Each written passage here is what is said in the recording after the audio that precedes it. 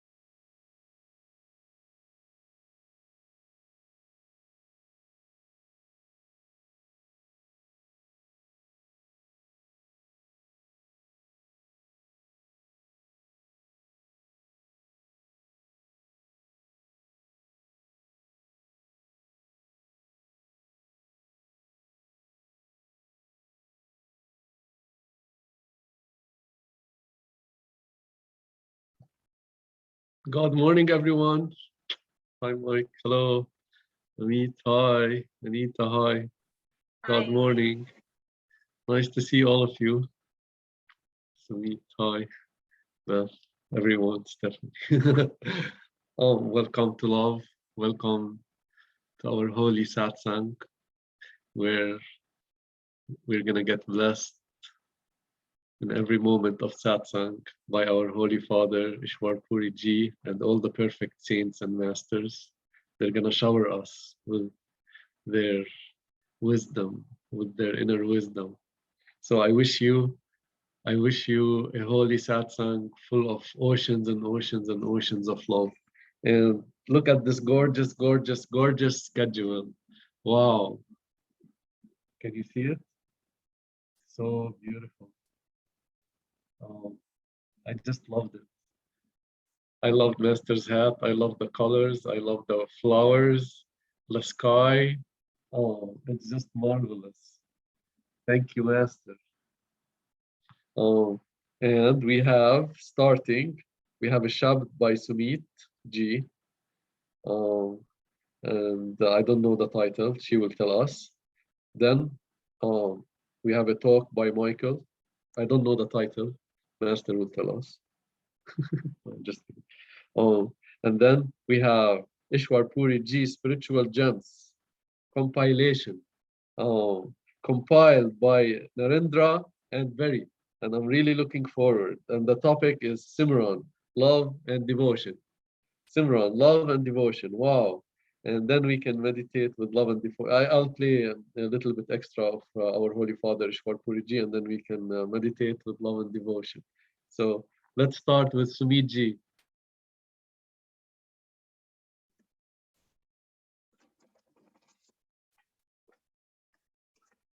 Good morning. Hi.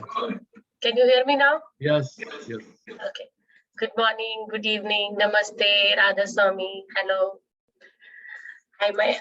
The topic of my Shabad is today, Jag mein Guru Saman nahi tata. So there is no one in this physical plane that can be compared with the Master as a giver. So this Shabad is from Sant Kabir Sahab Ji, Bani of Kabir Sahab. So I will translate this Shabad in English. Master gave, there is no one in this physical plane that can be compared with the Master as a giver. Master gave me something that all my sensory body cannot figure it out. That is infinite. He gave me something valuable. My Master locked all the desires, angers, and wishes and controlled my greed. Don't put off till tomorrow. Whatever you can do it today. After that, you cannot catch the time. You will be trapped in the cycle of birth and death, and you will be suffered 24/7. Sound current that is coming inside, giving us wake-up call to have the company of the Master. Do the Simran of the Master, then Kal Niranjan will woe his head to you. Here Kabir Sahab says to his disciple Dharam Das, follow my commandments, go beyond the realms of mind and meet the Master. Then you will be experiencing the blissful state in Sachkhand or beyond the time and space called Parbrahm. So this Shabad is already explained by my brother Vishesh Ji from Anurag Sagar. So, and this Shabad has already been sung by our Mata Rita Ji, by Guru Mata Rita Ji, wife of Master Rajinder Singh. She also sings this Shabad in very melodious voice. So I will try to sing this Shabad.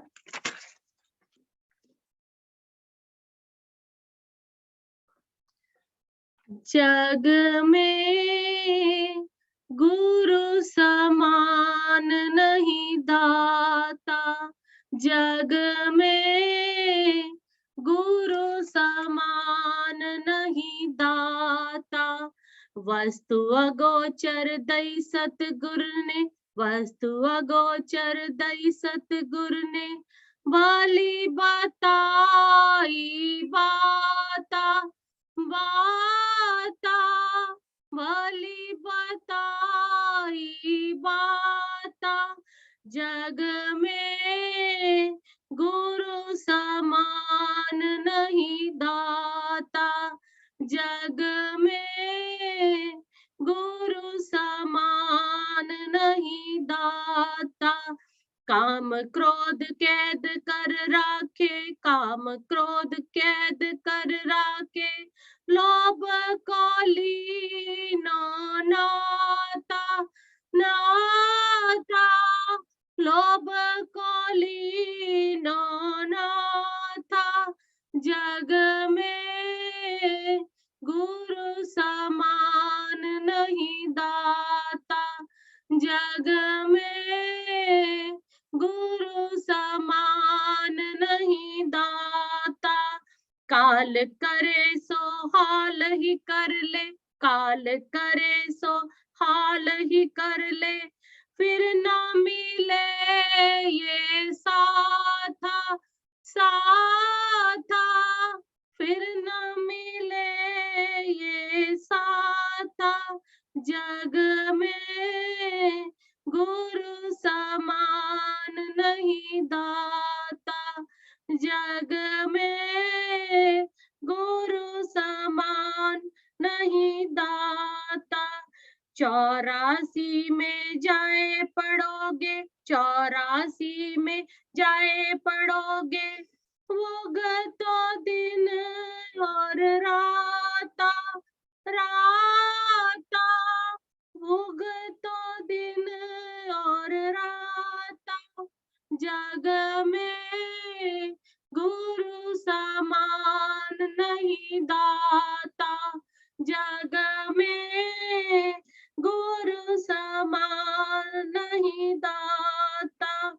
शब्द पुकार पुकार कहत है, शब्द पुकार पुकार कहत है, कर ले संतन साथा, साथा, कर ले संतन साथा, जग में गुरु समान नहीं दाता, जग में गुरु समान नहीं दाता।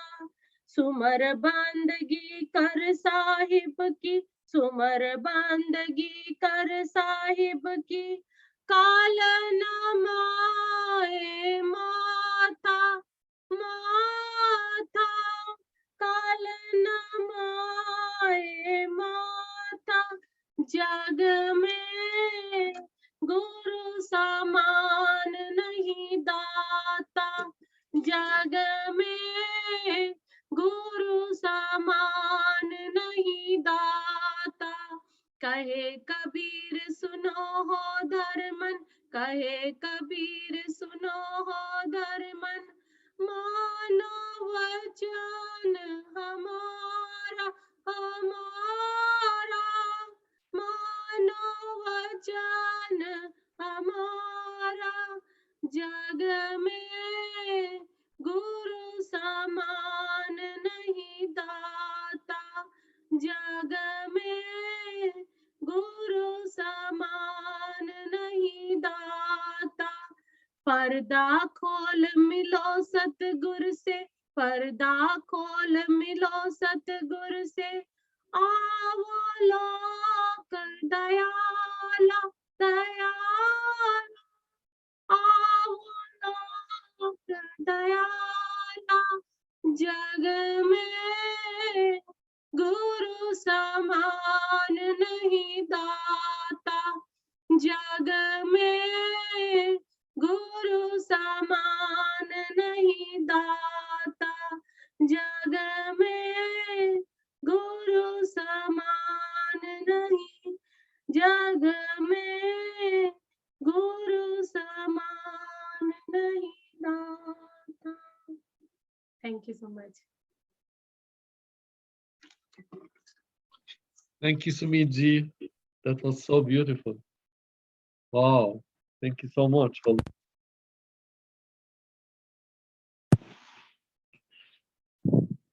One second.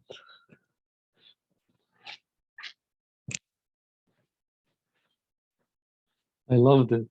Thank you.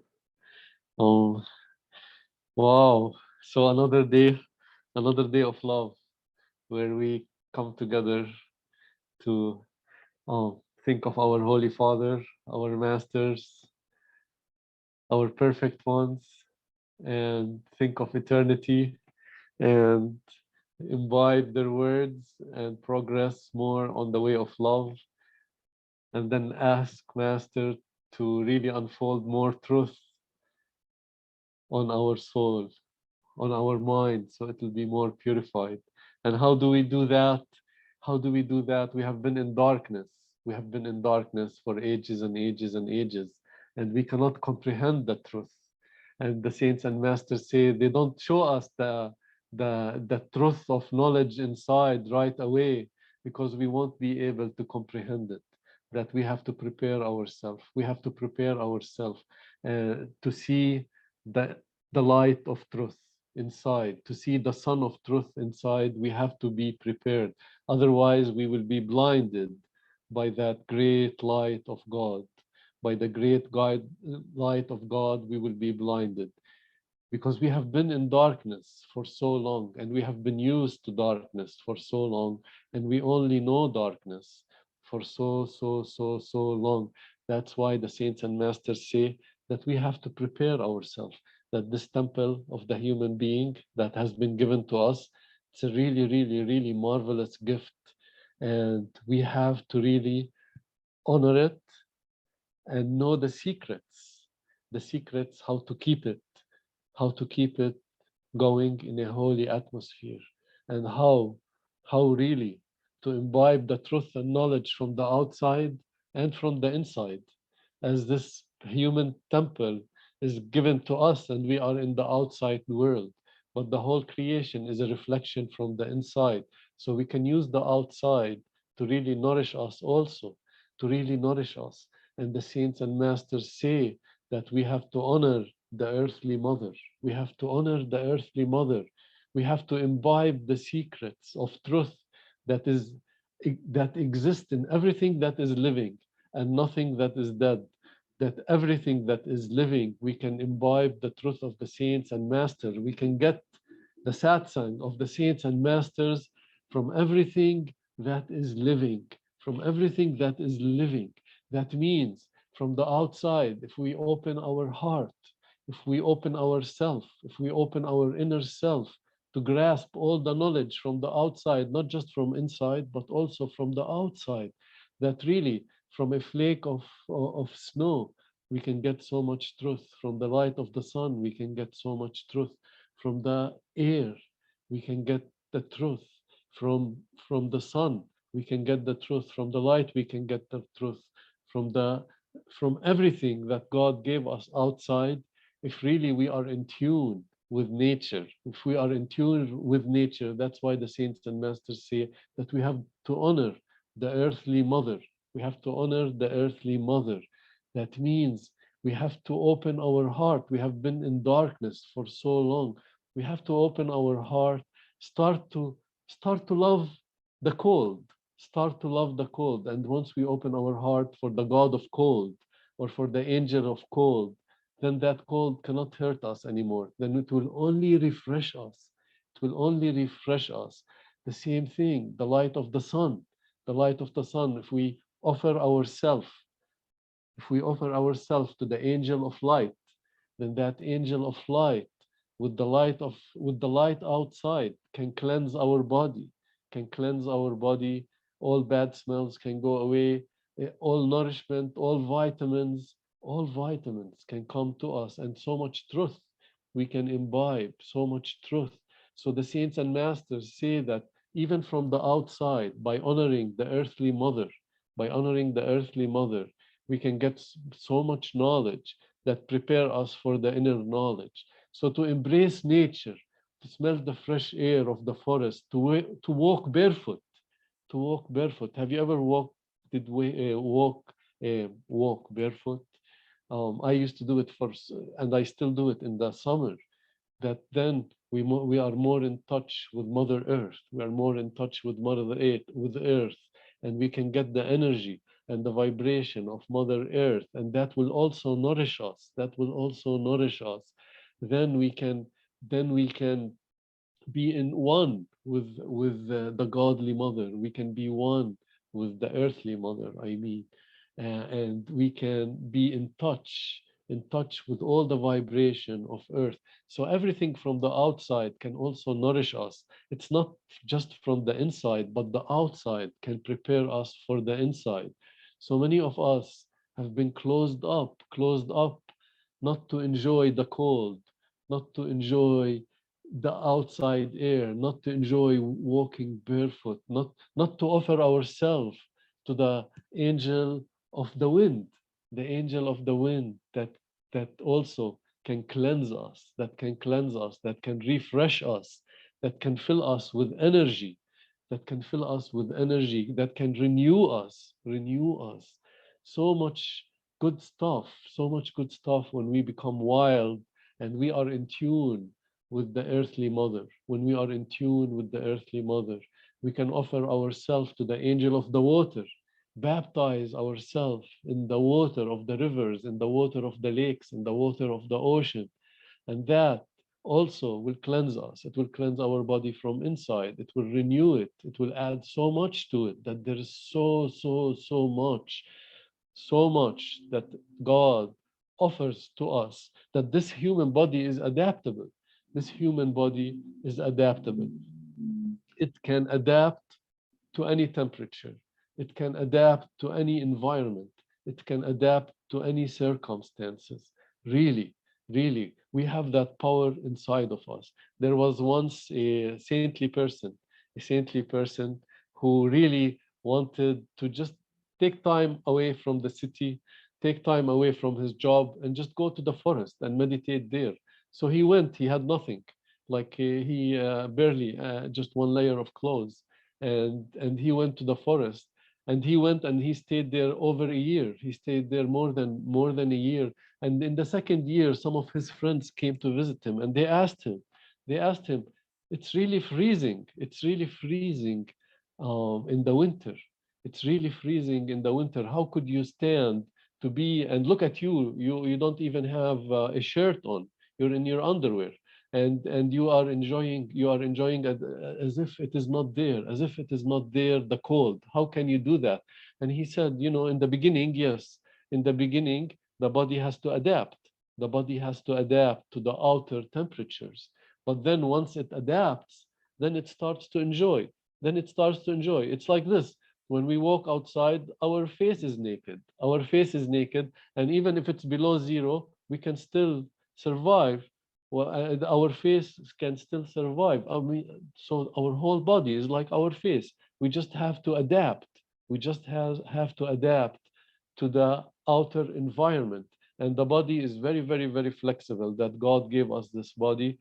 Actually, there are two vortex chakras that I haven't never seen them in books, but I have experienced them in our body, in my body. I have experienced in under my armpits. There is like two chakras. Those chakras.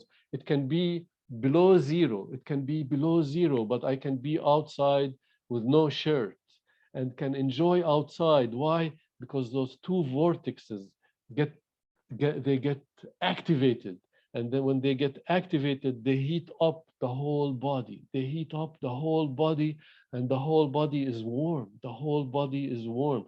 There are many secrets that we can get, but we have to open ourselves. We have been in darkness for so long, not just inner darkness, but even outer darkness. About nature, what nature can do to us, what nature can help us. Not only it can help us to sit in meditation, really, when we offer ourselves to the God or to the angel of the light, and bathe in the light, in the sunlight, and be able to gaze at the sunlight. Some saints say that that that if we are not able to look at the midday sun without flinching, how can we see the inner sun? As this sun is only like a candle compared to the sun of truth, that is the suns of truth that are inside of us. That this outer sun is like a candle compared to the inner sun of truth that is like millions and millions of suns and moons and stars that light inside of us.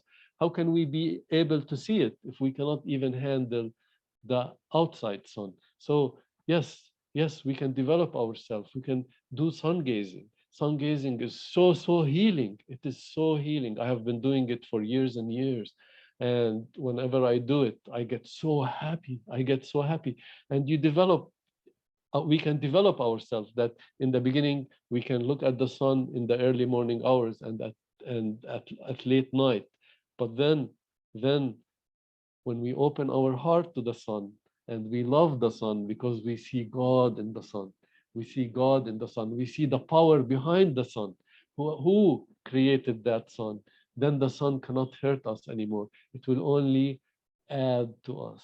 It will only warm us. It becomes soothing to us. And then we can look at it in the middle of the day. In the middle of the day, we can look at the sun and it will be just like a regular thing. This thing is also a secret that very few people know. Very few people know that sun gazing brings health. Sun gazing, by sun gazing, we can get rid of a lot of diseases. We can rejuvenate ourselves. We can rejuvenate ourselves and and create a good atmosphere so we can go inside. Create a good atmosphere so we can go inside. So yes, yes, by really opening ourselves to nature, opening ourselves that has been closed up, and not to be scared as we become fearless. The sons of God, the daughters of God have to become fearless, have to become fearless. They have to embrace the cold, they have to embrace the wind, they have to embrace all temperature. And I talked about these vortexes under our arms. And these vortexes under our arms, even if the degree is 100 degree outside, that is very hot, then they act like an air condition, where then we can sweat, we can release toxins. And so in the winter, they act as a warmer to the body. And in the summer, they act like an air condition. These things are inside of us. These things belong to our body, and we can activate them. We can activate them by opening our heart to nature.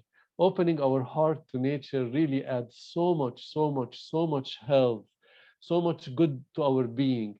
Just to be closed up and looking at the phone 24/7 in the energy of the computers and the radiation of the computers, and not really going outside and opening ourselves to Mother Nature, opening and honoring the earthly mother with whatever she has to offer for us, all the five elements, the air, the water, the fire, we, everything, everything, everything we can imbibe, and we can really use it to nourish ourselves, to become strong, and it will bring much more happiness to us.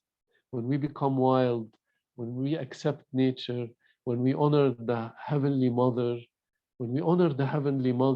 then we are in tune with the earthly mother.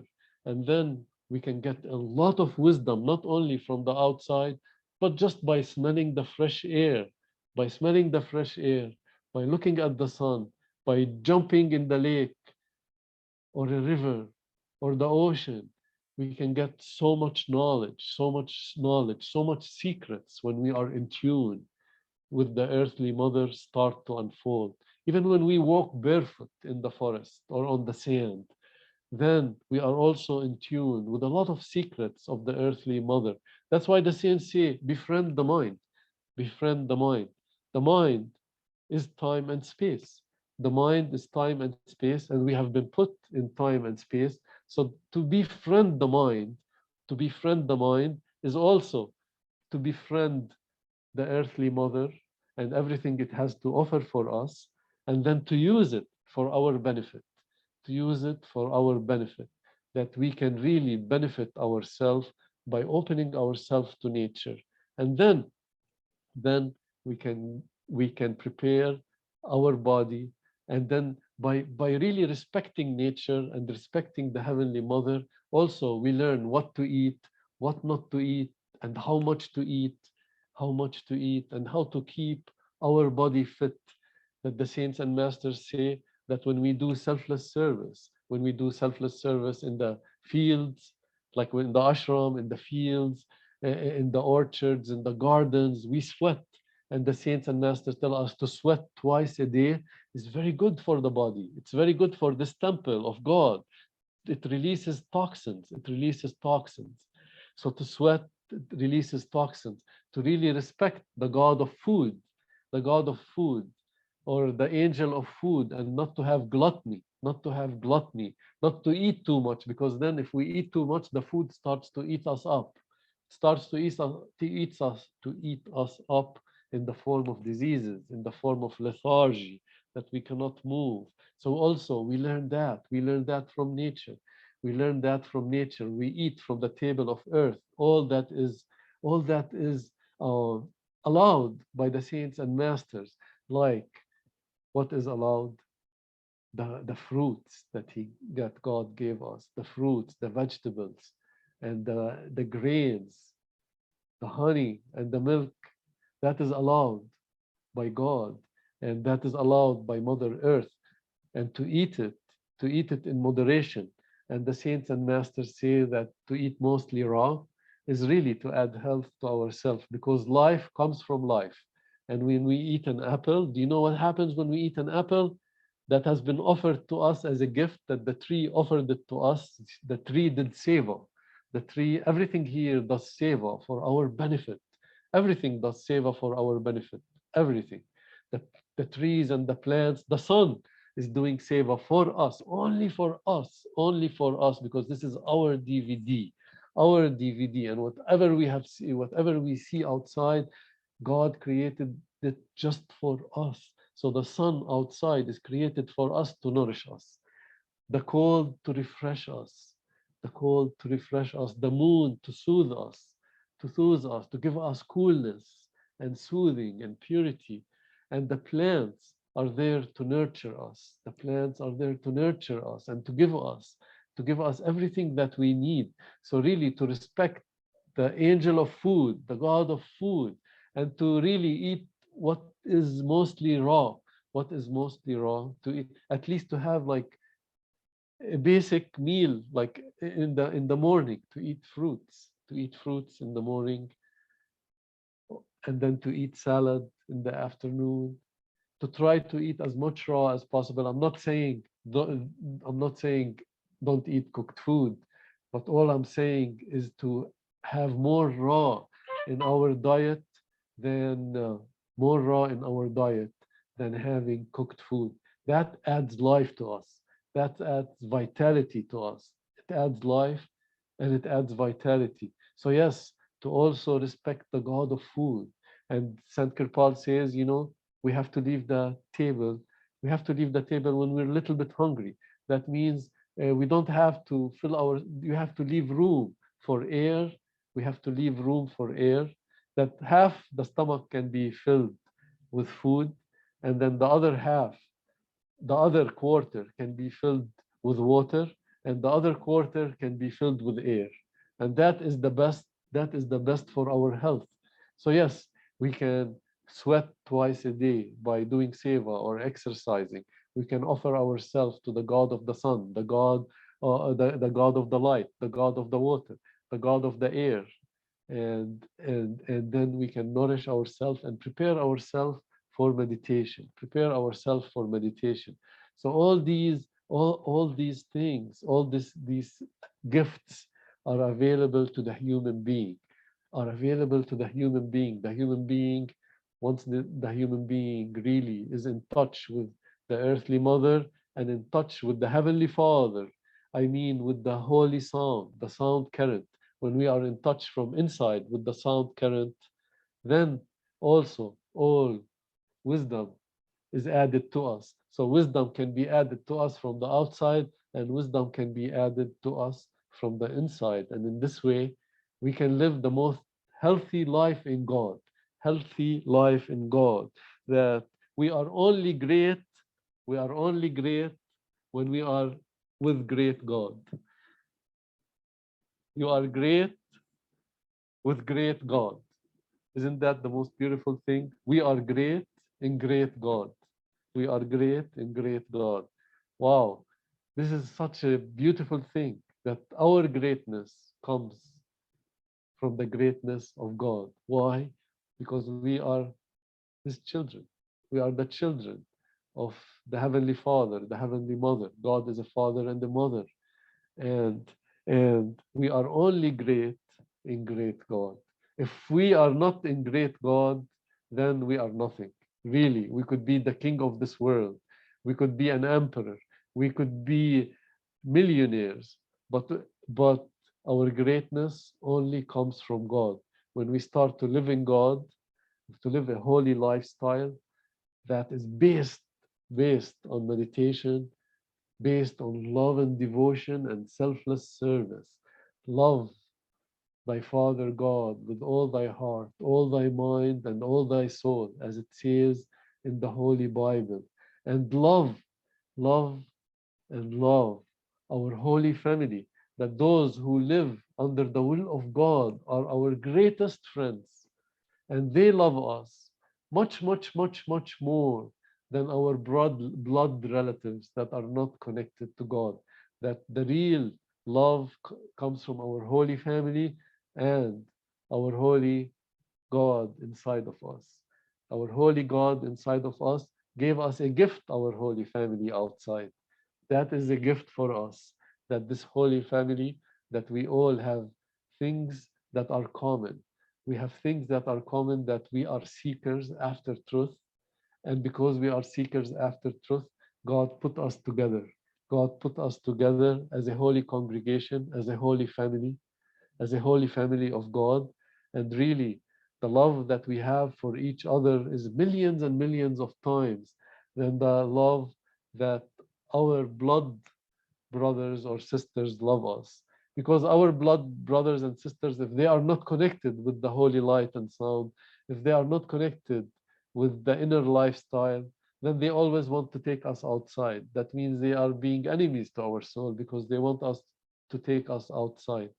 But our holy family, they want to take us inside. We only talk about God when we are together. We don't talk about any worldly thing. That our talk is concentrated on truth, on the Son of Truth that is inside of us. And that's what we have to do. We have to prepare ourselves to be able to see the Son of Truth, the everlasting Son of Truth, the eternal Son of Truth that is within us, that is within us. But we have to prepare ourselves. Why? Because we have been in darkness for so long. We have been in darkness for so long. And the saints and masters say that we are not ready for the truth yet. It has to be step by step. Step by step, we climb on the inner stairway of God. Step by step, we climb on the inner spiritual stairway of love. And then, as we go higher and higher on the inner spiritual stairway of love, then we can imbibe more truth and more light. Then we are more and more ready. We are more and more ready to see the inner light of truth. We can comprehend it, we can digest it, but we have to be we have to be more and more up on the inner stairway of love, the inner stairway of God, until our soul really liberates itself with the help of the Master, with the grace of the Master, with the pull of love, where it goes beyond time and space. That the soul has to realize itself as soul, has to realize itself as soul, and has to be no longer under the dictates of the mind, under the slavery of the mind. That 99.9% of the people of earth, they are enslaved by the mind. They run after what the mind dictates. And that is the greatest slavery. That is the greatest slavery, as all the outer knowledge and the inner knowledge is halted when we are under the slavery of the mind. Why? Why? Because the mind only fears. The mind only fears. The mind only brings suffering, only brings fear, only brings tears, and, and has no qualities of God, has no qualities of fearlessness, of love, of truth, and of wisdom. It's all opposite and opposite and opposite. It's the region of duality, the region of I-ness, I, and I. So we have to really, this I, we have to give it to Master. Please take my I-ness away. Take my I-ness away. This big ego that holds us, the big ego holds us from all godly knowledge, from all godly knowledge. Why? Because most of us, we think we know more than the Master. And we have gone through those stages. We have gone through those stages where we think we know more than the Master, especially when we first meet the Master. We don't know who the Master is. And we are coming from big ego from the world. And we think we know more because we have read a book. We have read a book and we think we know so much. Yet we know nothing. Yet we know nothing. And our ego, our I-ness has to be handed to the Master. But it's not easy to hand our ego to Master. It's not easy to surrender. That's step by step, step by step, step by step. And the big ego gets chopped slowly with the sword of love, with the sword of Master, as we tread on the path, as we tread on the path of love. It becomes less and less and less as we progress on this holy lifestyle. It becomes less. And as it becomes less, then we are opening ourselves for more love. We are opening ourselves for more love. Then we can reach levels where we can love our enemy as thyself. Why? Because then we see God. We see God, we see Master in everyone. We see God, we see Master in everyone. And we can love thy enemy as thyself and love thy neighbor. Love thy enemy and love thy neighbor. And love everything that has been given to us as we start to see God everywhere. We start to see God everywhere, that we are sitting in God, we are talking in God, we are walking in God. When we eat, we are eating the deliciousness of God. We are eating God. And then we can have more gratitude. And the gratitude becomes the wine of the soul. That gratitude, that inner gratitude, when we taste any food that is delicious, that is coming as a gift from God to us. So then we can really have gratitude with every bite that we chew, and we taste that deliciousness of God, because everything that is good is coming from God.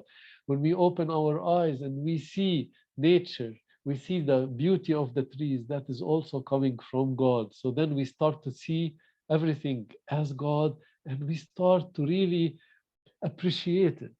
Appreciation. Every moment becomes appreciation.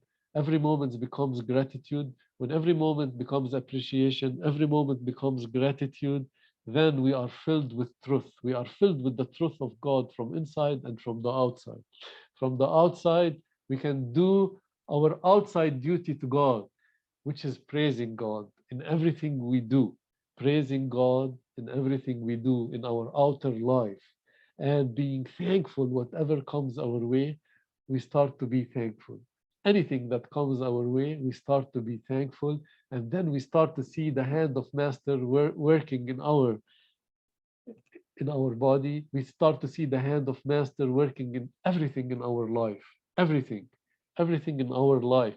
We start to see how our karmas are being mitigated, and how the blessings is pouring on us, and how every moment of our life is a blessing. As the beginning shabd that we played in the morning, the beginning shabd, it says that and it's beautiful. That song, that the rains, our rains are in your hand, dear God. Our rains are in your hand. That means moment by moment, we are controlled by God. Moment by moment. If we are moment by moment controlled by God, that means God is there. His presence is there. The presence of God is there. And we can enjoy that presence. We can enjoy that presence. We can learn how He loves us. Unconditional love. Unconditional love comes from God to us. Unconditional love that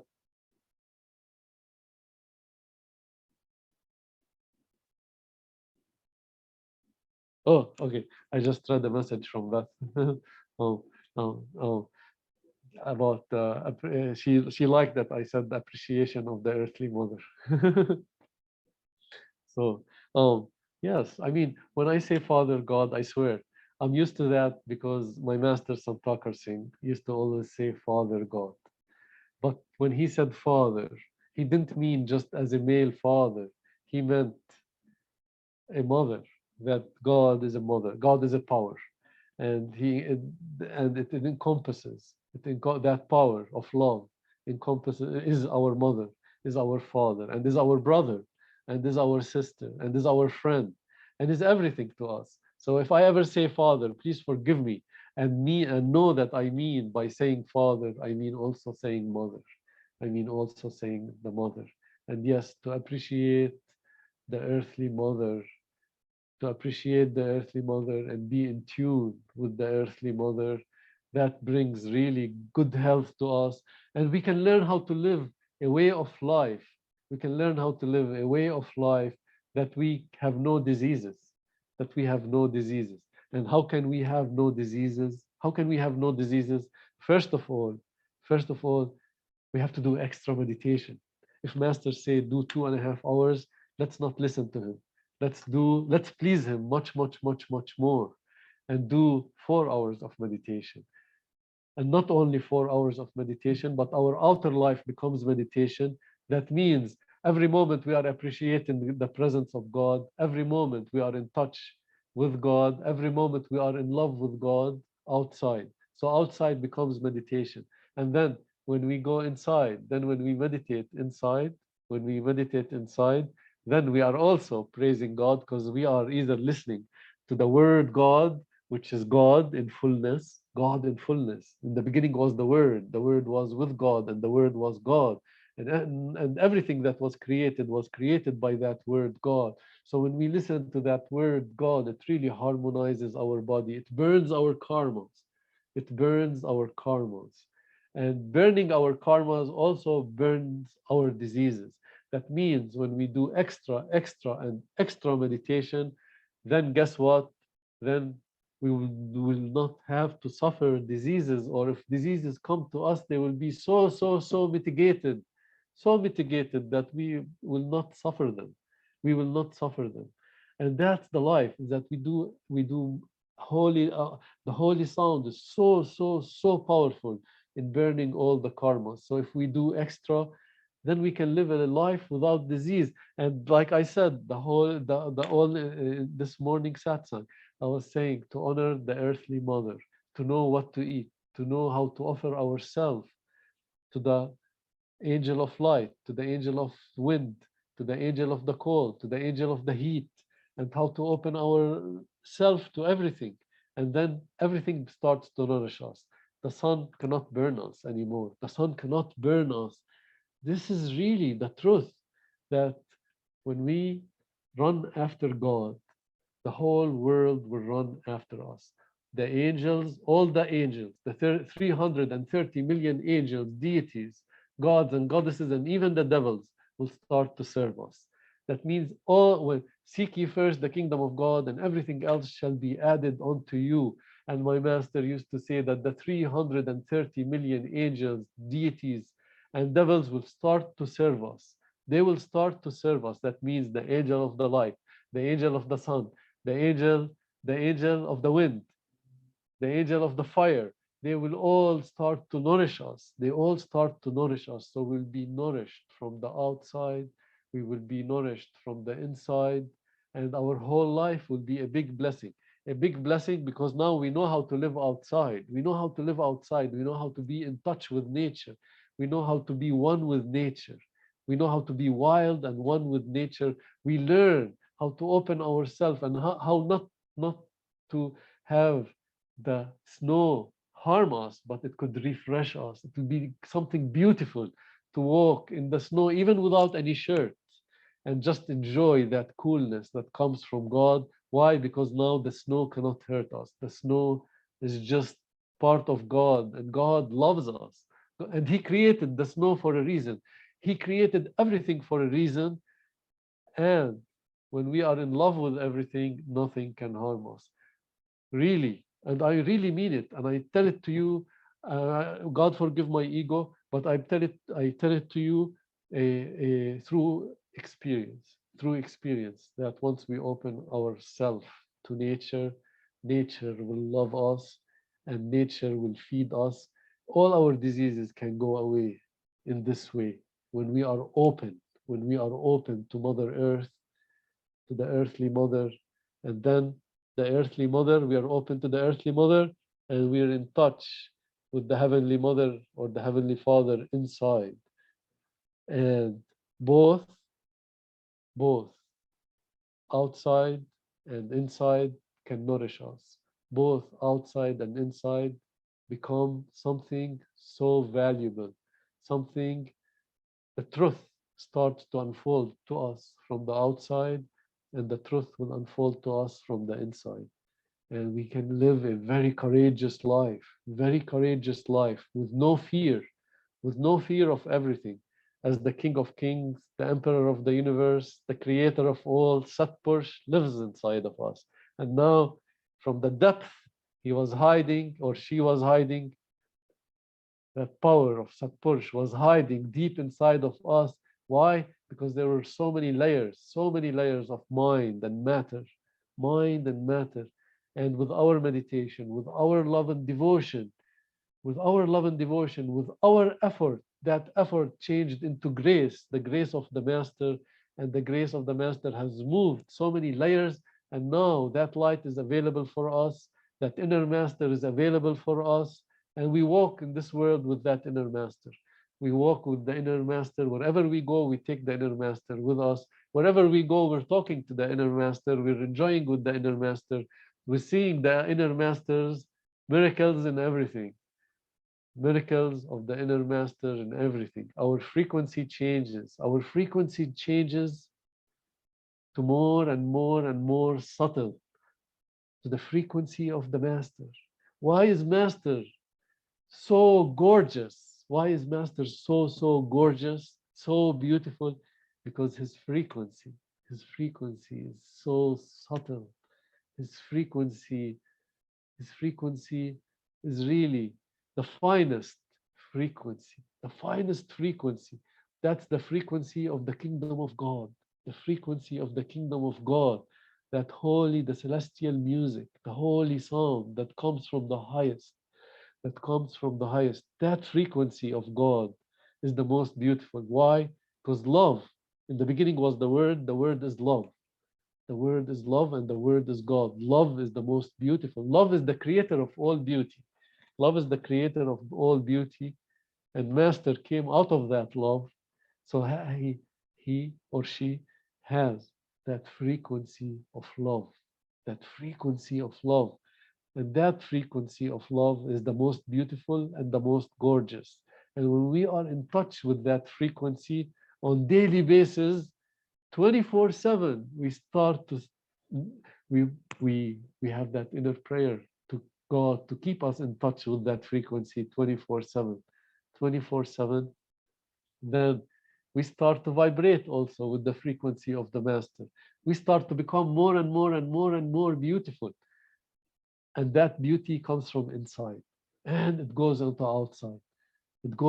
It's from inside to the outside. And that beauty comes in the form of the light of God. The light of God starts to pour from every cell of our body, the light of God. And then we become a big blessing to ourselves. We become friends with ourselves. Why? Because now we are living in great God and we are only great in great God. We are living in great God and we are only great in great God. And we start to live that life of being great in our great God. And I don't want to go too long because I have to play the Seva of Narendra and Berry, brother Narendra and brother Berry. But let me see.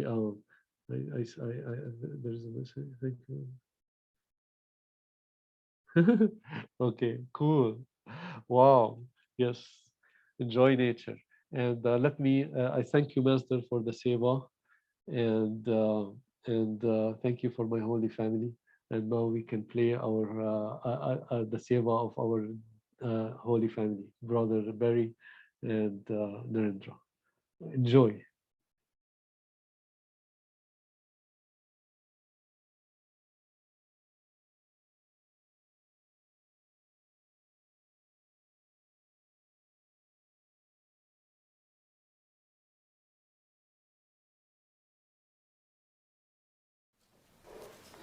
I have a difficult time grasping the concept of we souls choosing lives of pain and suffering in order to appreciate the opposite bliss and pleasure.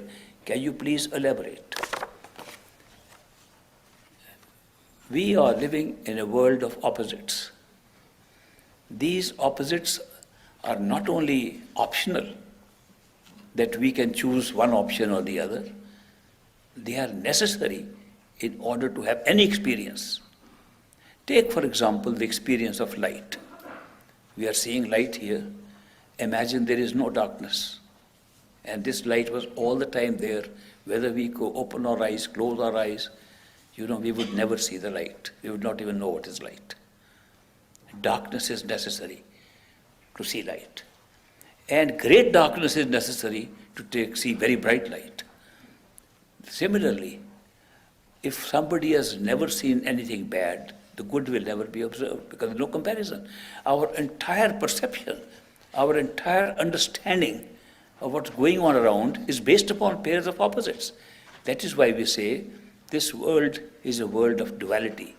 It's a world of opposites, pairs of opposites. Nothing can be experienced if there is no opposite of it.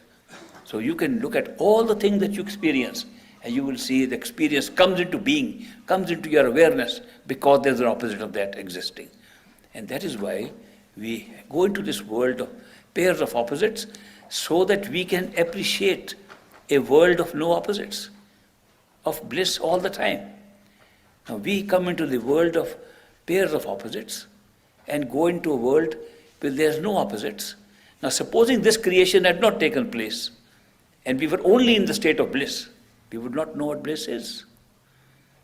When we come to this, a world of duality and world of opposites, we go back to our true home. We appreciate because we know what we are now getting and what those people are missing who have not gone out. In fact, they have described this in some of the books, in Anurag Sagar and some others. It is said that the souls who come here into the world of duality and go back to their true home, they dance with so much joy and bliss compared to the souls who never left the Sachkhand. And the souls in Sachkhand say, what is so special about you? They name these souls who go back from here as Hans, and they name the souls who are still living there, never came out, as Bans.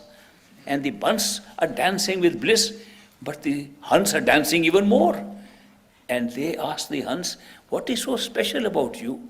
We are all in a land of bliss, and we are all having a great time. What is so special that you are dancing even better than us? And the Hans says, you don't know what you are missing, because you don't know what you have got. You never saw the opposite. Now, once we say that the true home is beyond pairs of opposites, then naturally we are experiencing something which has nothing opposite there. To create the experience of a true home, we create an experience of pairs of opposites. Although the duality is only here, and there is no duality there, this duality becomes an opposite of non-duality. And that is why non-duality becomes experienceable. It's such a wonderful state, the way it has been put up. And that is why, when we go back, we discover the true bliss and appreciate it much more. This appreciation is part of the spiritual function of the soul, that it can appreciate beauty and joy and bliss, as I mentioned earlier. So that is why an experience here goes back to enjoy that. But there's another caveat to that, and that is, supposing both experiences were equally real, supposing that was also real, this was also real, then we would say, maybe it's not worthwhile to create so much suffering and unhappiness in a world of duality to go back to our true home. The truth is, this looks like a dream. And no matter how bad the dream is, when we wake up, we say, thank God it was a nightmare, it was a dream, not real.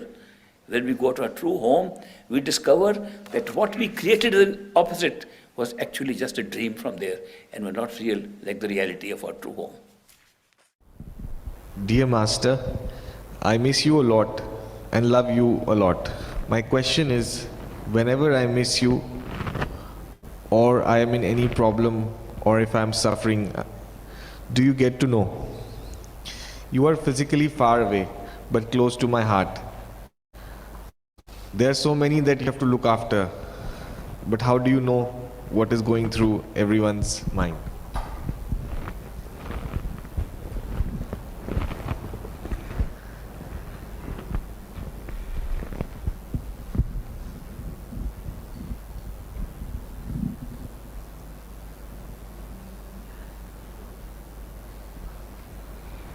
Interesting question.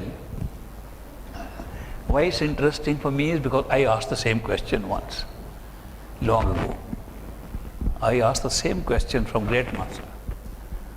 I said, Master, you say that you are inside us, and when we want to ask any question, we are in trouble, we want help, you will help us from inside. Do you have any knowledge outside also that we are doing this thing, or is it all our own internal thing?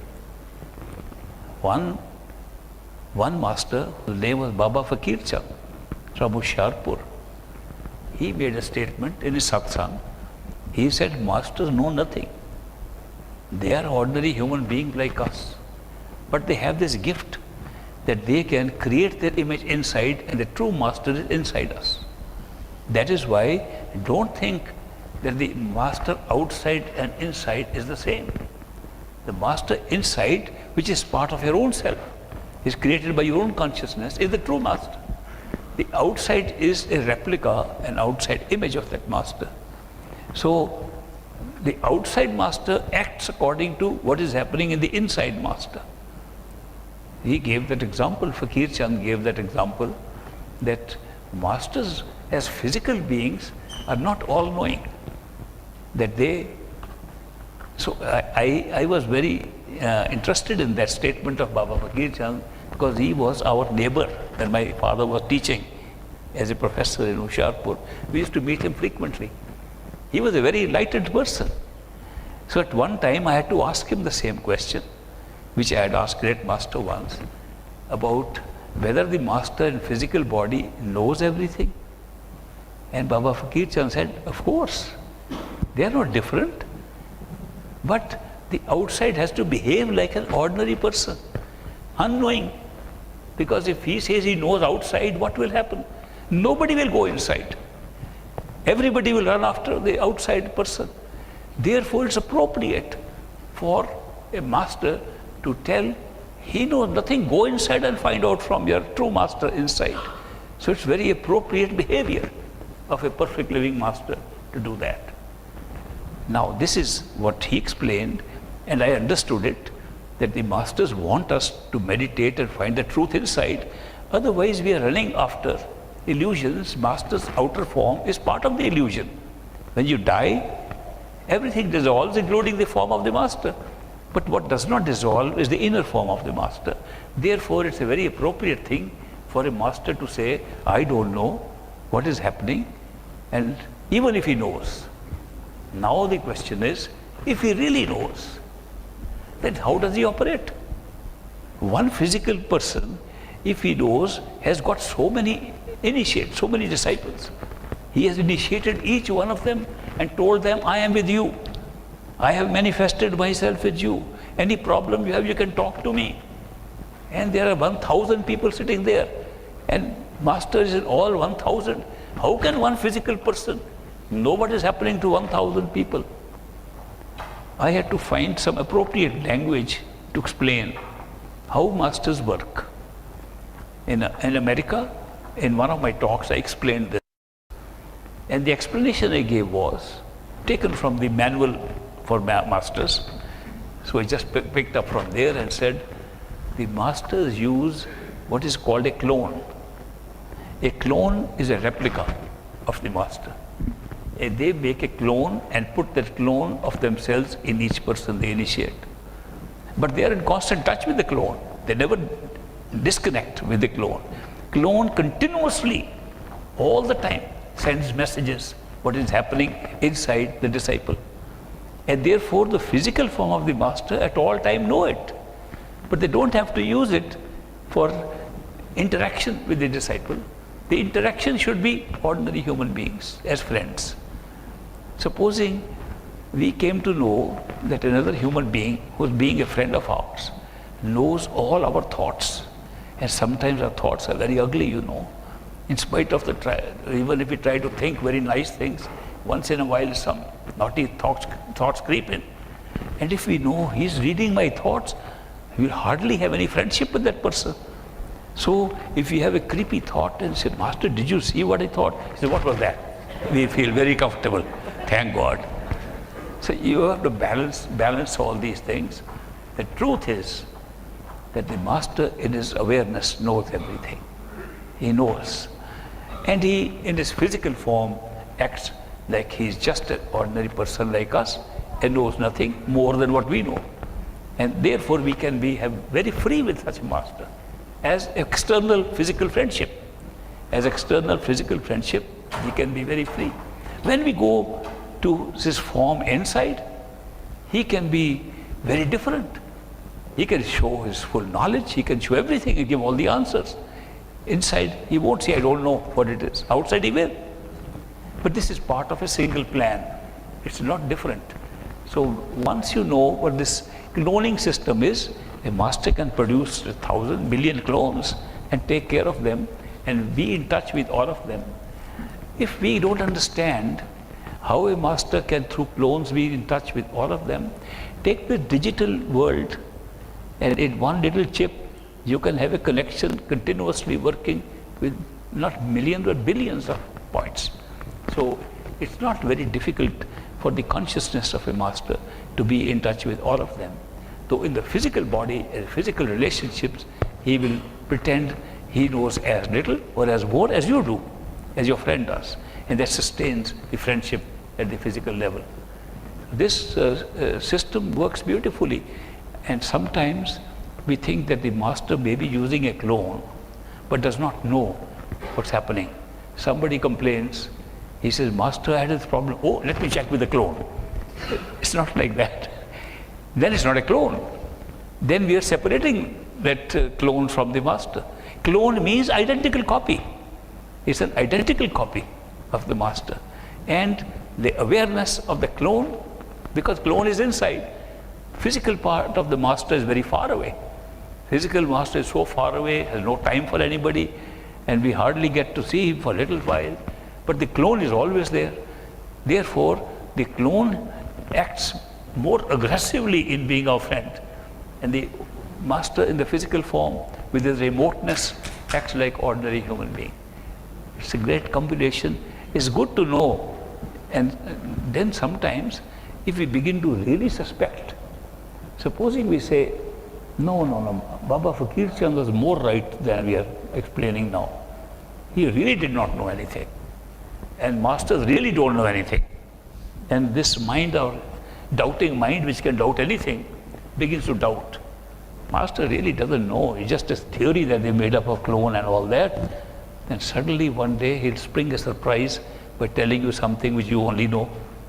How did Master know that? It is just one little example he will give and put you back on track. No, he knows. But he won't say so because he's a friend of mine. So from time to time, these experiences also take place. So I think it's a good game. To tell you the truth, there is no better game you can play than the game you play with your Master. Don't put the Master on a pedestal. Don't put him high away from yourself. The Master is your friend. Friend here in the physical form and friend inside. And he will share your life like you share with any friend. He will share your joy, your sorrows, your suffering. He'll suffer with you. He'll feel sorry when needs to be sorry. And he'll fly with you. He will dance with you. He will eat with you. It's a very different relationship once you establish the form of the Master inside. And that's the beauty of this Nam Dan by a perfect Master. That's the relationship that's created.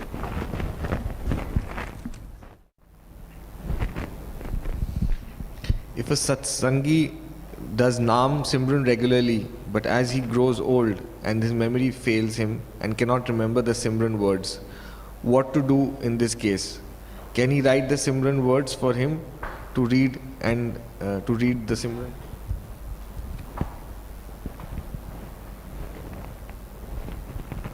The question is, if a satsangi does Naam Simran regularly, but when he gets old, his memory is losing, he can't remember even the words of Simran, then is it appropriate to write the words of Simran and give him to repeat? The answer is yes, no harm. If nowadays we can't remember everything, so we use our iPhones and we record, they tell us. We use paper to write, memorize things which we forget. With heavy pressure of modern civilization, we can't remember everything, so we use every kind of aid to help us remember things by writing it out, by somebody else reminding us. So there's no harm in telling a person, if you have forgotten the Simran. The best thing is, because we give a privacy to the words, we give confidentiality to the words by saying, don't share with somebody. Because by sharing words of Simran, you are losing the objectivity of the words and making it subjective, that you know this word, these are your words. So that is why there is a little restriction imposed on your sharing words. So it is best that the words be shared between initiates. That means one person with Namdan can certainly tell the words to another person with Namdan, if that person is forgetting those words. That's perfectly normal. But it is not necessary. It is normal to do that. But if you have Gur Bhakti, love and devotion for your master, you are beyond words. You don't need them. You don't even need Simran. If your Gur Bhakti becomes such that your mind cannot interfere, it's the mind, game with the mind. If the mind is still creating doubt, you have to do more meditation. But if the mind is kept aside and the love from your soul has overridden the mind, and mind cannot interrupt it, no Simran is necessary. No words are necessary. And that itself will take you to your true home and nothing is lost. So it is really a path of love and devotion. Further, supposing a person who gets old, he cannot remember the words of Simran, but he can hear the Shabd, he can hear the sound inside. Then the sound is good enough also, need not repeat these words. So all these are possibilities, but do not emphasize that the words are going to carry you very far. Words are temporary, but the Simran can be used to create the experience of the sound, and the sound, once sound comes, you can drop the Simran altogether. If somebody can close eyes and hear the sound, Simran becomes unnecessary. Then Simran should only be used when you want to attack something which is negative and is trying to bother you. Then you Simran, it repels the negative entities or powers around you. So you can just go with the sound. But if you are in Gur Bhakti, you don't even need that. When you are unshakable faith in your Guru, and that's kind of devotion coming from you, no meditation is necessary. The perfect living master also gives you a mantra or a Simran or words to repeat. He gives it because that's traditional, that meditation is using mantra in order to prevent the thoughts from scattering. So we repeat some words. Actually, you can repeat any word, it helps. If you just rapidly repeat any words. I remember the master of transcendental meditation once came to see me, wanted me to spread that word over the people, and he said, we can repeat certain words. I said, I can repeat any word. You can keep on repeating any word, it helps in concentrating your attention. But the perfect living master at the time of initiation gives words which have no connotation with any experience outside. It has a connotation, has a meaning with an experience that will follow inside. So he in advance prepares you by using words which are just an expression of what you can expect inside. The words that we use here in any language, as you probably know, any language that we speak here, the words are merely phonetic symbols. They're sounds, twisted sounds to look like words, and they become a language. What is the meaning of a twisted sound? How does it become language? How does it become intelligible to us? Is only by association of ideas. When a child is born and we constantly show him a cup and call it cup, his mind says that is cup. If no cup is shown and we keep on saying cup, he'll never know what a cup is. Therefore, all words in all languages have meaning to us, meaning and interpreted by our mind only with the association of ideas, what we can associate that word. Then the association can expand. For example, a child is told is a chair. Then his chair, as a child, is only that chair. Then he sees big chairs and small chairs. So chair becomes bigger than one chair. It becomes 3 chairs. It becomes a form, shape. He sees 1,000 chairs when he grows up, and the chair becomes a much bigger thing. This was a point that was touched on by Socrates in his dialogue with Plato, when he said that when Plato had an argument about idealism, that how can inner things and ideas be more real than things? And that is how it was explained. That look at an idea of a chair and look at a concept of a chair. Let's go with the concept, which starts at the causal plane. Something to sit on higher than the level of the ground. Okay? Just a concept. It's not a chair, just a concept. That there's a ground and we can be actually sitting higher than that ground. It's a great concept. Then comes the idea. We can make a structure of some furniture on which we can sit. That becomes an idea of a chair. Then we come to physical world and make a chair. If that concept had not existed in the causal plane, if the idea had not existed in the astral plane, we could not make a chair. There would have been no chairs at all. But once that concept, which was single concept, just a concept, no chair. The concept did not include what ultimately came out. But the concept was the same which made the chair. In the astral plane, it became an idea. When the idea of a chair came, which chair was it? This or that? Or which one? 1,000 of chairs here. That idea of a chair covered all chairs. The idea of a chair covers all chairs. Therefore, from the idea of a chair, which was one idea, we were able to make all the chairs here. So Plato was told the idea is more real. Without the idea, nothing can be made here. The whole world here that we are watching is made out of ideas created at the astral plane. And the whole astral plane is created by the concept created in the causal plane. It's a metaphysical subject and can be understood very well by those who study metaphysics, that these are sources of creation of different objects that become visible to our sensory perceptions. So when we talk of language, the language we speak here has association of ideas based upon the ideas with which the thing was made. That means a child sees one chair, that's his chair. He grows up, more chairs become the chair. At the end, he comes to the astral idea. Chair means all the chairs that he can possibly see. He'll call every one of them a chair. The single word will mean. But it means the word, the sound, chair, is only possible to be understood if that experience of being with the chair has been there. All education that we have in languages, every language that we have ever learned is based upon this. Is based upon association of ideas. It is not only physical objects.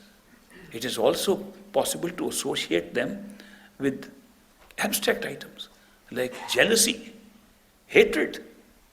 This is not a piece of thing. It's not a person even. Jealousy is something, it's a very abstract thing. It's an experience. And yet we can use words like that to create the idea of what it is.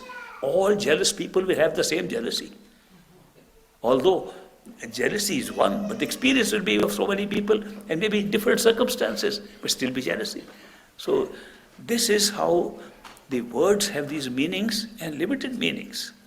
Now, meaning of a word is different than the word. Supposing I were to say chair in one language and repeat the word chair in another language, the words are different. They refer to the same chair. When we have what we call telepathic communication, we communicate with people telepathically, then we are really referring to the meaning and not to the word. Have you ever noticed this? People have had telepathic communication with other people, and when they want to convey a message, it's not the word they are conveying, it's the meaning of the word they are conveying. Therefore, in telepathy, I can send a message in English, and a person who doesn't know English but only knows German can understand it. In the astral plane, that's normal communication. You can think in any language, and it can be understood by another person next to you immediately because of the meaning being transferred. So there are so many other features like this. When perfect living masters initiate us, and they give us some words, they pick up words which have association of ideas with experience still to come. And that is why they prepare us in advance. So those words are useful for holding our attention and blocking the mind from thinking of other words like any other words. And yet they are also meaningful because they're preparing us for a future experience. And thirdly, when perfect living masters give those words, they empower those words. And the words have no longer the same connotation that they had. They become empowered as a protective force against negativity. Because perfect living masters know that this is a world of negativity. A lot of negativity here. And the negativity attacks us. So the perfect living masters give us a means to prevent the negativity from attacking us. And by those words, by repetition of the words, we prevent negativity from attacking us outside or inside, and smoothens our way on the spiritual path. That is initiation by perfect living master, and that is how they teach us to meditate, to go from stage to stage, and then they join us at the astral plane and they take us back home. Their guarantee is that we'll go together, but we'll go together in two different forms. One, guidance from the physical form of a master here, who cannot be with us 24/7, but we can meet whenever we can, and guidance from a master inside who is with us 24/7. This little gap, when we are only with the master sometimes, occasionally, and when we are with the master all the time, is the gap where we use our free will, should I go, not go, and all those questions that doubt arise. Once we are there, all these finish. In the rest of the journey, one doesn't have to worry about. It is all in the company of the master who knows the entire route to our true home. I would like to ask you the equivalence between hearing the sound, keeping the simran, or thinking of the master. For example, if you walk outside and you hear the sound, is it as best as keeping the simran or thinking of the master? Simran is the beginning. The first exercise when you hear no sound, you only do Simran. And there also, you listen to the Simran. It's a sound. The sound of repetition of Simran is the first one that you have to listen to if there is no other sound. When any other sound comes, you can drop the Simran, listen to the sound. If the sound is faint or disappears, revert back to Simran. If the master's image is needed and it comes up by itself, repeat the Simran to make sure it's not your mind playing tricks. With initiation, the Simran becomes empowered. They become charged words which when you repeat them, the mind even cannot make up the face in imagination or visualization of a master. Therefore, if the image of the master comes, use Simran. Just for trying to catch the sound, use Simran. When any sound appears, listen to the sound. If it does not make any progress, if it is sound that is not the real sound and after a while you find there's nothing happening, then switch over to Simran again. Okay. Yes? I was asking you why outside, why walking or working. When you're working outside, only Simran. No sound. Sound will come automatically all the time. If it is there, can you keep your attention only on the sound without Simran? Is it equivalent? When you're working around, sound will, if you have practiced the sound will always be there. Yeah. So is it equivalent as keeping Simran? This was my question. Yeah, when the sound is strong, no Simran is needed. Okay, thank you. People say, masters say, love and devotion is the way. How can we develop love and devotion? When they say, how can we develop love and devotion, they make it like a mental exercise. That you have to develop it in some way, then the mind has to think, how can I develop more love and devotion? What more should I do? What physical action should I do? What mental action do I do to bring devotion and love? It doesn't come. And then we say, Master, we tried, it doesn't come. Well, it is not an exercise of the mind at all. Devotion comes automatically when love is experienced more. Experience more of the love, devotion is automatic. Devotion is an automatic response built into us. That when we feel the love, we get devoted. We want to move forward. We want to go and serve. We want to please the beloved from where the pull is coming. That is why the love and devotion that we talk of is not a mental exercise. It's merely arising from appreciating the love we are experiencing. Now I use this word appreciation. Very important word. Somebody asked me, we expect so many things from God. Does He expect anything from us? I said, yes, He does.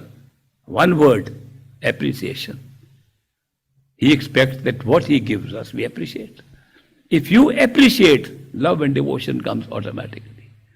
Therefore, appreciation, gratitude, thanking is the secret of creating love and devotion.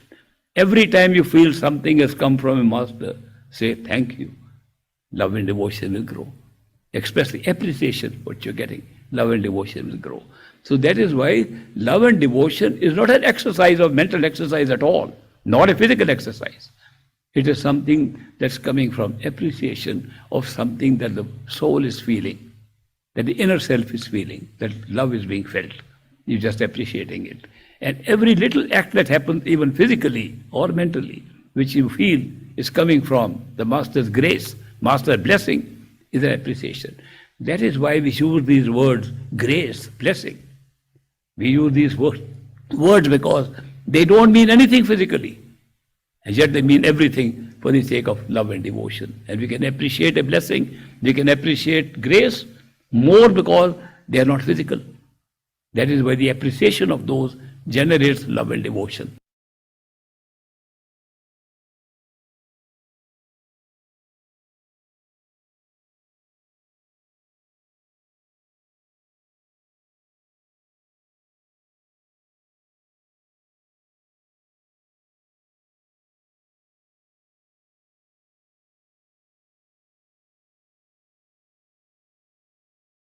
In the book of Matthew, where Jesus said, "But the blasphemy against the Holy Spirit will not be forgiven by men." What does this mean? Are there sins that perfect living masters never forgive? And the next is, do perfect living masters have opinions about morality, murder, suicide, abortion, sexual orientation? The Bible speaks of an unforgivable sin in the book of Matthew, where Jesus said, but the blasphemy against the Holy Spirit will not be forgiven men. What does this mean? Are there sins that perfect living masters never forgive? God does not forgive, but perfect living masters forgive. God is impartial. The God that we worship is not the totality of consciousness. The God we worship is the God that created this universe, the God that made all these things. He sits at the top of the astral plane, and that's the God we worship, because He made all things. He created the whole universe. He's the God who sits in heaven. He's a God who can be seen. He's a God that next to Him you can sit.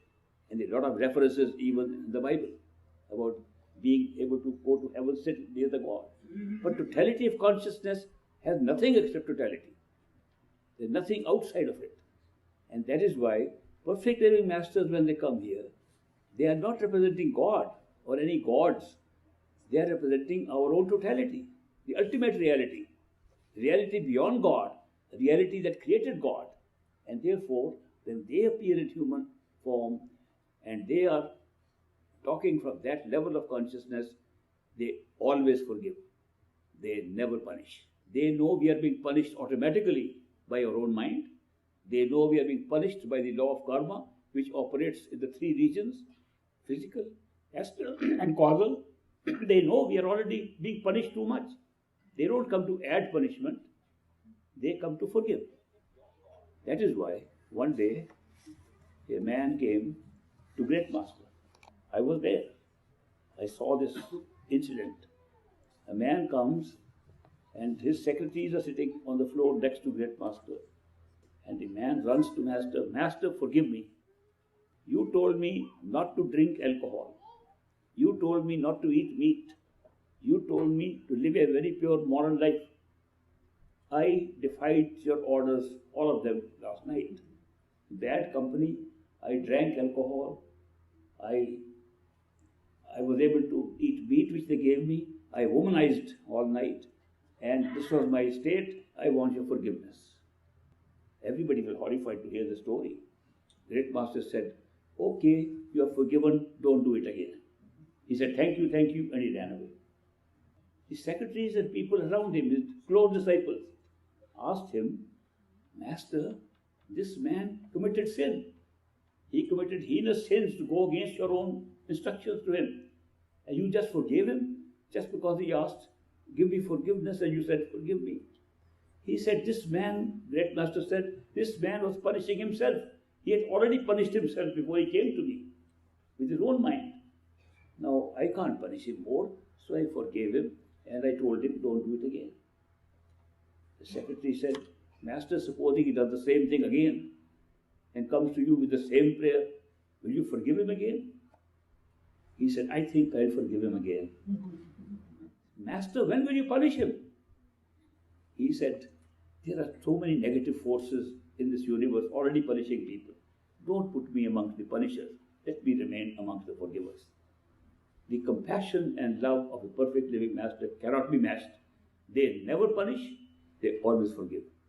We punish ourselves, and therefore we should remember perfect living Masters are not what he described as the punisher or the ruler of this world who rules, who's responsible for creating this law of karma, who is creating good and bad, who is creating good and evil. We are belonging to a place which is no good and evil. It's beyond this combination of opposites. We are in a state of bliss. Good and evil is created by the mind, played out by the mind. And we create good and evil with the mind, we reward ourselves and punish ourselves with the mind. So these laws of karma are all working only here. Soul has never had any karma, never will. The karma is carried by the mind. When you identify with the mind, then you begin to suffer the same karma. If you separate yourself from your mind and watch the mind in action, you never have karma. You'll see some game going on, it will not affect you. So that is why the Masters always forgive. Second part. Do perfect living Masters have opinions about morality, murder, suicide, abortion, sexual orientation? Yes. Their opinion is, this is all mental. Rise above the mind, none of these will affect you. This is just something happening in a world of duality, world of pain and pleasure, world of opposites, world of good and evil, and it will stay here. You go to a true home, no such thing. We have this entire misunderstanding of what Darwin really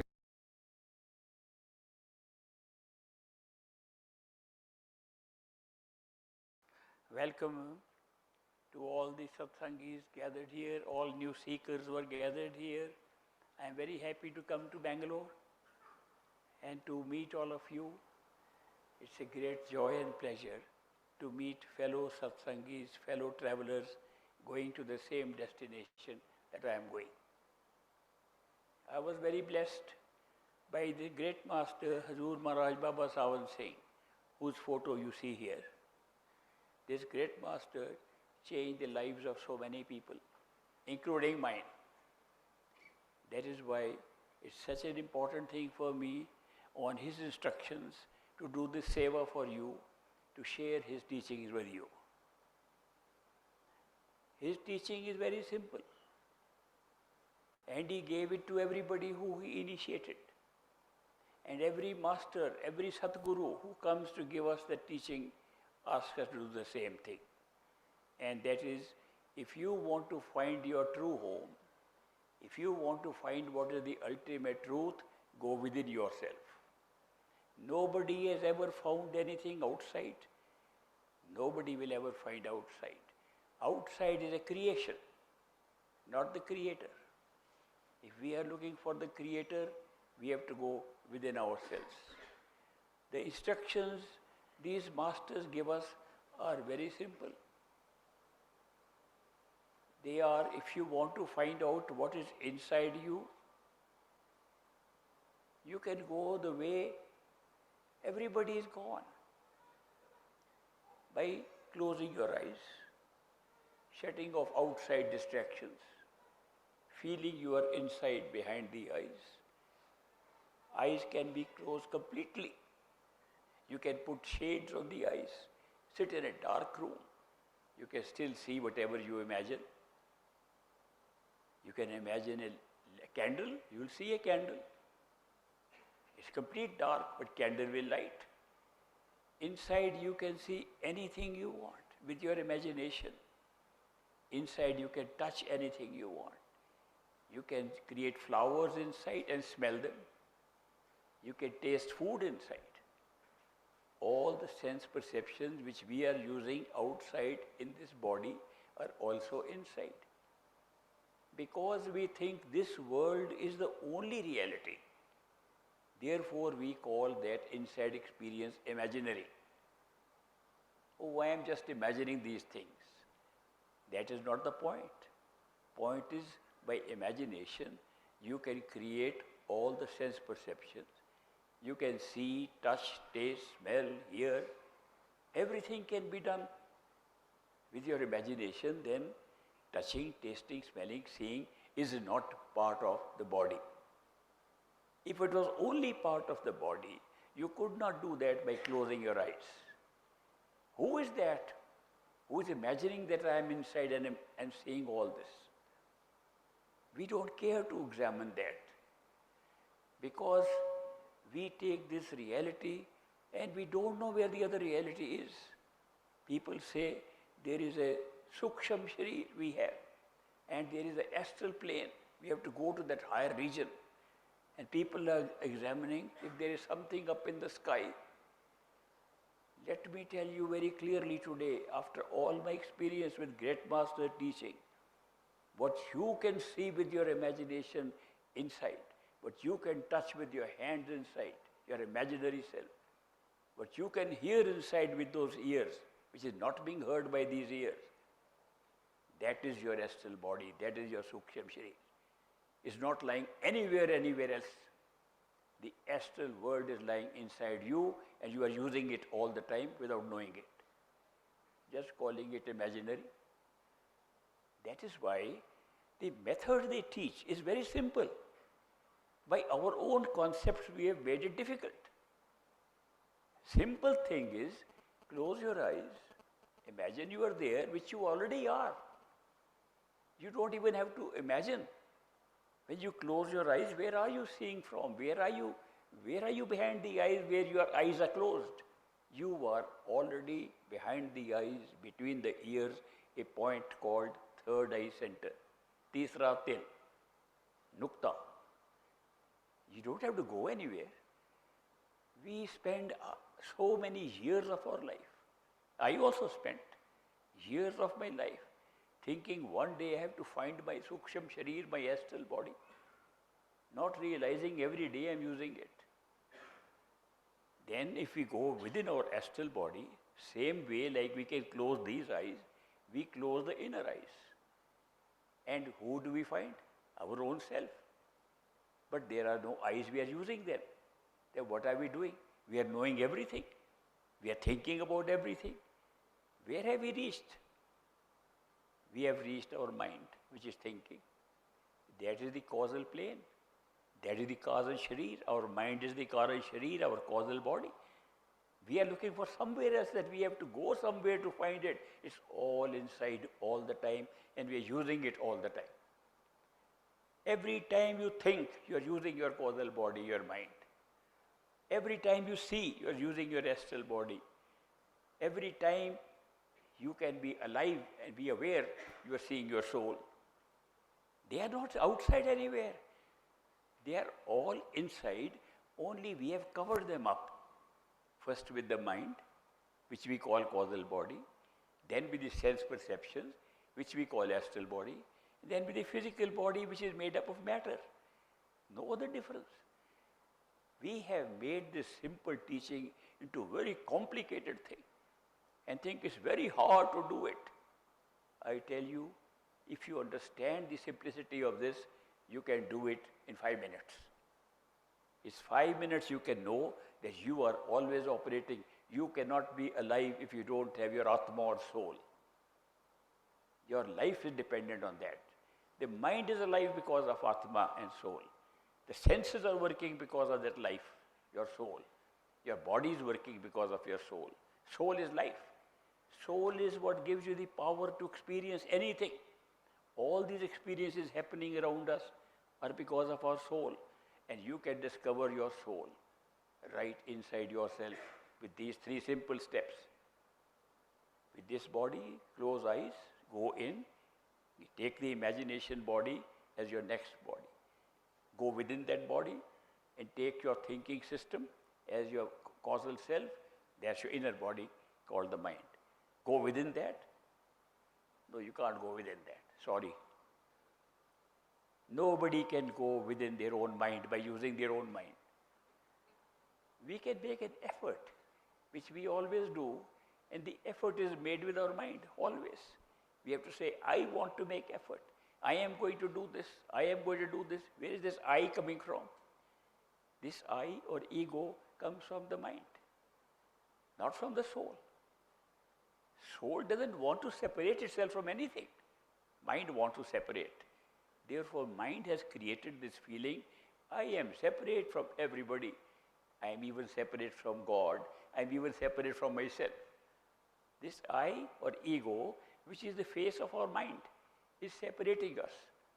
There is no real separation. Where you will find your own soul, you will find it is pure consciousness, pure life, which is creating everything. It has no division, no separation.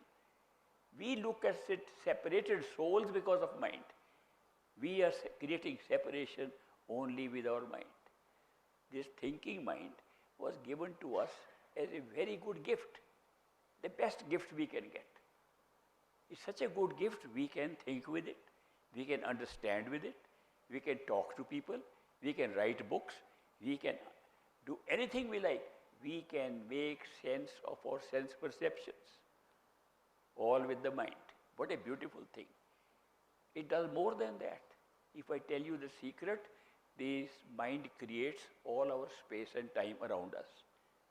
Soul does not need any of that. These experiences we are having with this body, with our senses, with our mind, are all happening in time and space.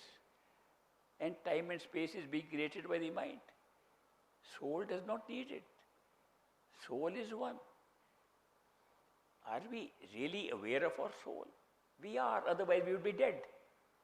If we did not have a soul, we would be dead. We would not be able to think. Mind would be dead. Senses will be dead. Body will be dead. So the world will be dead. Soul is creating everything. Are we using the soul on a daily basis or no? Yes, we are. Let me explain that also. Every time we think, we are using our mind. When we don't think, but still know something, we are using our soul. So many times one gets sudden feeling, I should not go on this train today. Mind says, why not? You bought the ticket, you made your whole program. Something is saying, I should not go. Where did that come from? And you decide to not go because of that inner sound, inner some feeling, inner knowledge. Train has a crash, you say, somebody help me. What was that? It was not your thought. Your thinking mind was saying, I bought a ticket, I should travel.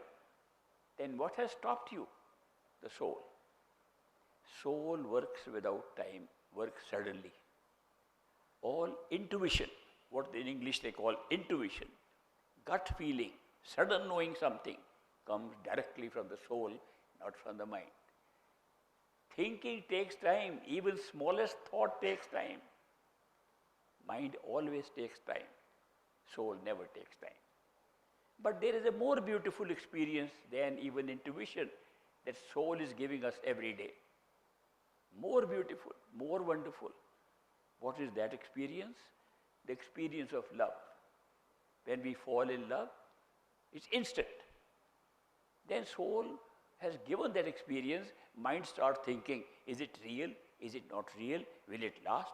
All that commentary upon the experience is made by the mind. But the experience of love is always of the soul. Now don't mistake love for simple attachment or attraction. That is mind. Mind can be attracted to things. Mind has the power of making desires of things.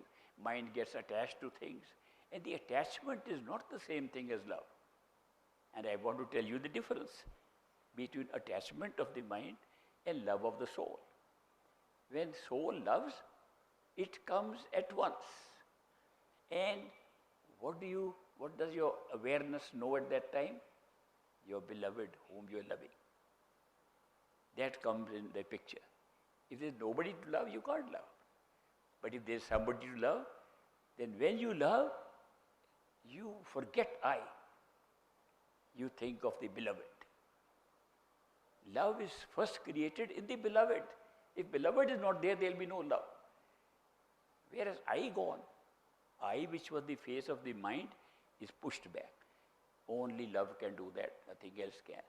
But when you are attached, your I is always in front. I love this thing. It is mine. I love my house. I love my car. I love my family. I love my children. I love God. All mental game. I is in front. True love is different from attachment. In attachment, the I does not go away and they always do. I and you, I and this, I and that. In love, it's only you, only the beloved. That's a great experience. We all have it, but we wipe it away with our thinking and our mind. Instead of enjoying this experience, we lose it. Because most of the time, we love people. Attachments is with things and people, but the love is for people, like ourselves. It's the easiest thing to fall in love with a person like ourselves. Not somebody that's different. Different people cannot be loved. Supposing I give you an example. Supposing there is a very highly developed soul, enlightened person, a guru, famous guru, who says he can fly in the sky and levitate. He has learned how to do that through meditation and sadhana.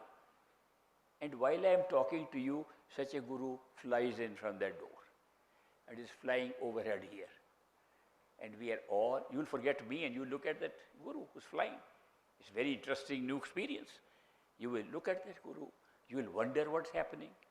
People like me will start thinking, maybe there is some string attached, it's a trick. Some will say, this is amazing. Some may even worship that guru. Nobody out of us will ever love that guru. The love will never come. Supposing he falls down here, so many of us will get up and run to help him. First time some love and compassion will come in our heart. We only love somebody like ourselves, not somebody lower or higher. We can be attached to dogs and cats and pets and horses. We can be attached to birds. We can be attached to houses, to things. We can be attached to persons. But love is only with those who are like us. This is a wonderful experience. An experience of the soul, a spiritual experience. True love, where the mind is left behind, is really only with a person. We talk of Sant Satgurus, perfect living masters coming into our life. Why do they come?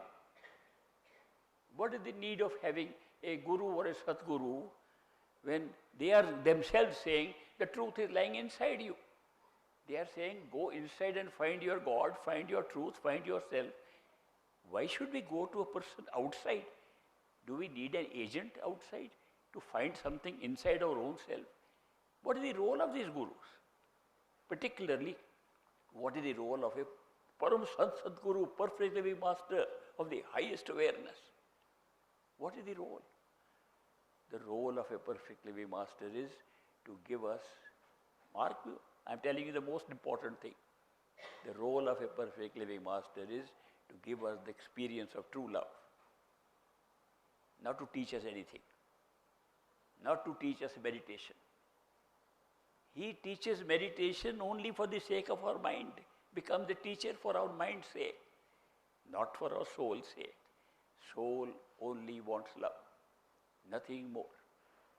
Soul wants nothing else but pure, 100% true love. What is 100% true love? And how is it different from the love we experience here? 100% true love has no condition, no judgment, no value good or bad. If good and bad comes in, it's not true love. If judgment comes in, somebody says, you be a good person, I will love you, that cannot be love. Judgment has come in, I has come in, ego has come in. But if somebody can love you without judging you at all, without seeing whether you are a good person or a bad person, such a person is giving true love. These perfect living masters come and give us example of true love. They have no judgment whatsoever. Their love is purely unconditional. If you find their love, you will see they will love you if you love them. They will love you if you don't love them. They will love you if you hate them. They will even love you if you kill them. That's the nature of an unconditional love. These perfect living masters come to give an example to us of that love. What happens to us? Our mind says, oh, what is going on? I don't know. I can't believe these things happening. But something is pulling me. What is pulling me? Where is it pulling me? Not in my mind. I don't even accept, I don't even believe these theories that these gurus are making. I don't believe there is any Sachkhand or any other place they're talking about. But something is still pulling me. I still want to go and see that person. Only our soul is being pulled, not our mind. Our mind can have doubts. Our mind can even have fear. Our mind certainly has many arguments against going towards such a person, but we still go. I have mentioned in a few places an experience that I had to see one of the professors, an intellectual professor from a university, come to great master. And he said, Master, I am a professor in the university. I have got a doctorate degree and I have studied psychology. I have studied how the mind works, and I can tell you everything you talk is just made up. It's not real. There is no evidence. Nobody has seen Satsang. Nobody has seen higher stages which you talk of, that meditation takes you there. These are stories you gurus have made up, and you are trying to make a fool of all of us. Please, I request you, don't mislead the people. That is what Professor told Great Master. Great Master said, Professor Saab, you have a right to your opinion. That is your experience. My experience is different. I have different experience. We can disagree that our experiences are different. But does not mean just because you have a certain experience, nobody has. Therefore, I appreciate your honesty. I appreciate that you have expressed your opinion very honestly. But I am very happy. But our experiences are different, so we disagree.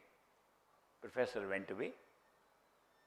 Next Sunday he was back to tell the master the same thing.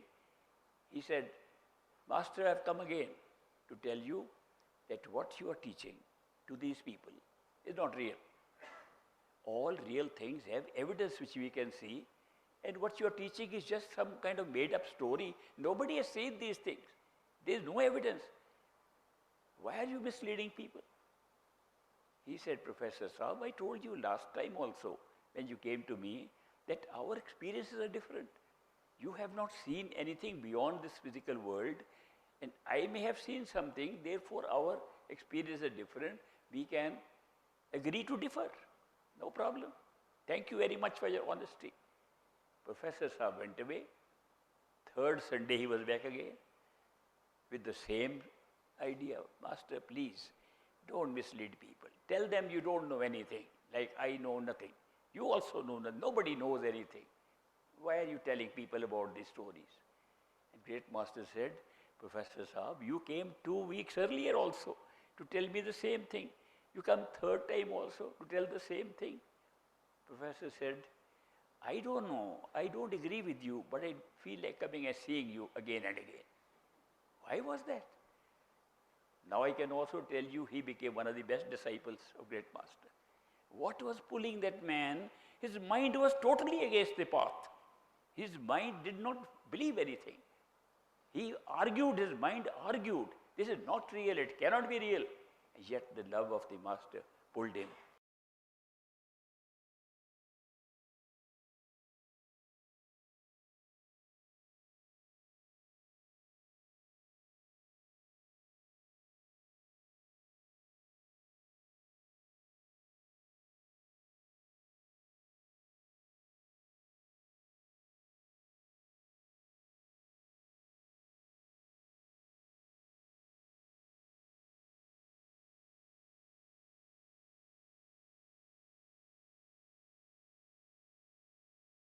Those who are initiated will use their mantra given by the masters. Those who are not initiated